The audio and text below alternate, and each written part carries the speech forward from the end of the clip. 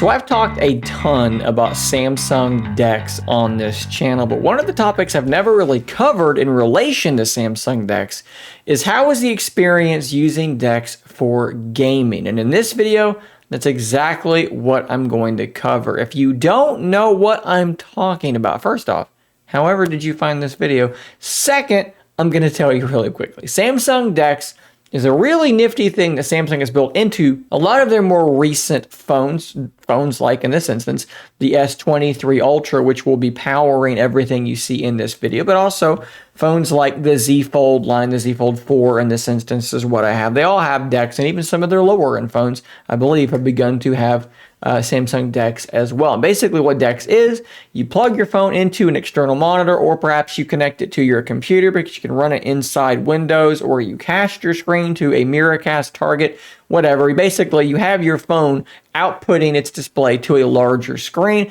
and what you get instead of your normal Android home screen is a desktop-like environment where you can run Android apps in Windows and do some more intense multitasking. It is very, very useful. And one cool thing about it is obviously you can game inside DeX very easily, and there is no noticeable degradation in terms of performance of those games when you are in DeX. So in this video, what I'm going to be using is, like I said, my S23 Ultra. I've taken an Xbox controller and paired it via Bluetooth, and I'm using a 15.6-inch portable touchscreen monitor from WiMAXit for this test. If you want a full review of that monitor, I'll drop a link to that in the description. That's pretty much all you need to do this stuff. A phone with DeX, a monitor, and something to control your games with. You may have actually noticed you can turn your phone itself into a multi-touch trackpad to move your cursor around, or in my instance, simply using that screen's touchscreen to navigate.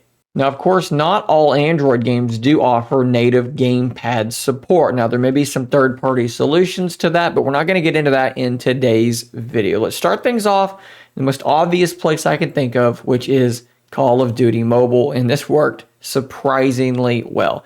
Paired the controller, plugged it in, launched the game, and that was it. So I loaded up a game here with my controller. The first thing I had to realize was that you could not, by default settings, just shoot on your own. Apparently in this game, you shoot when you aim at somebody, which I guess is there for touchscreen control types of people.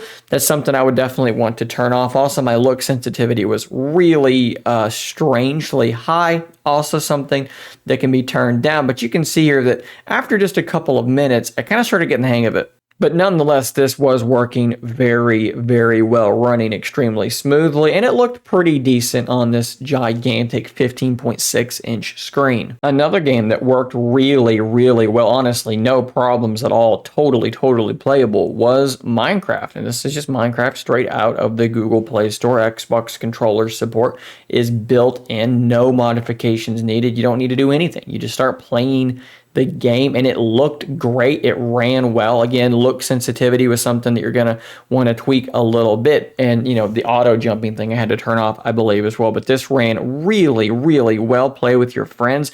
Whatever you want to do, all the controller support is right there.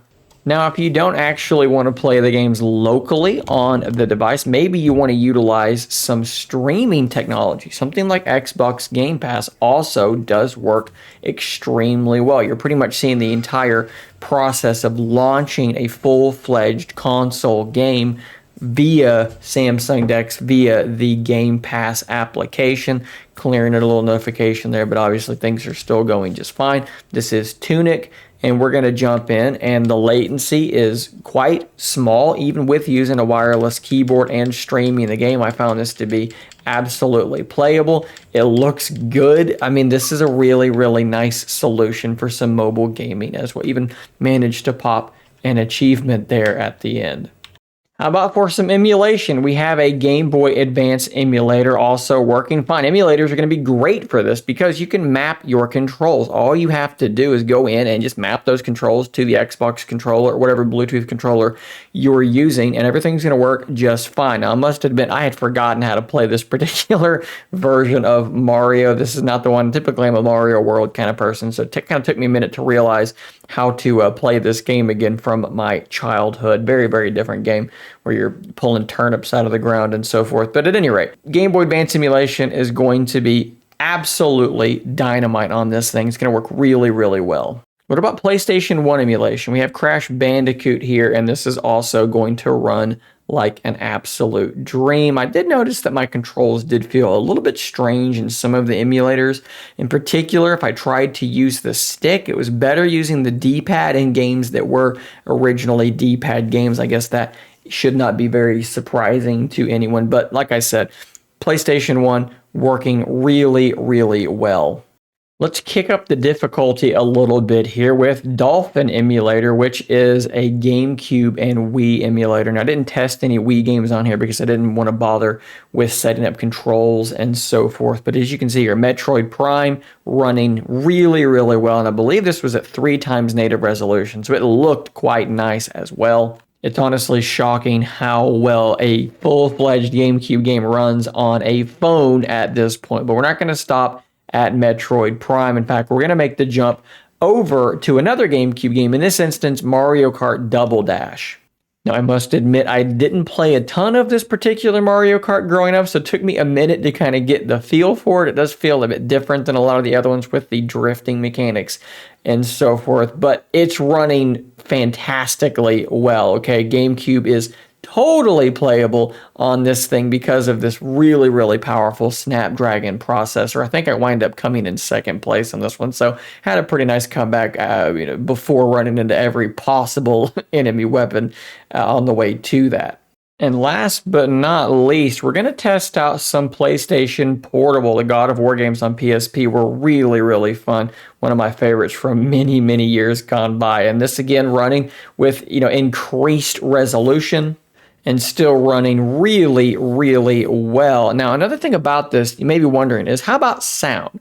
Plug into your TV, you can have the sound coming out of your TV, but if you want to just use your phone speakers,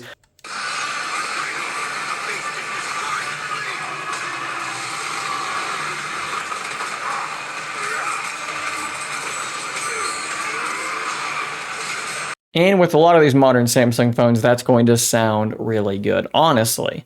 This kind of blew me away how well a lot of this worked. Now, like I said in the beginning, not all Android games support a controller. So games that are touchscreen only, you might have a difficult time getting it to work properly. But if it's an emulator, dude, this is an incredible emulator experience. These phones are so powerful, they're going to be able to emulate all manner of consoles. That, I tested up to GameCube there, but there's potential to go even further than that in particular games. I just don't have a great collection of those other games. You saw well GameCube ran at 3x resolution. It was running flawlessly.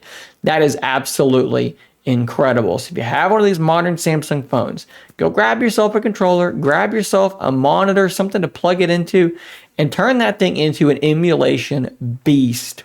You can even enjoy a pretty good selection, a growing selection, you might say, of Android games as well. Guys, thanks for watching. Subscribe to see more content just like this. And until next time, stay nerdy, my friends.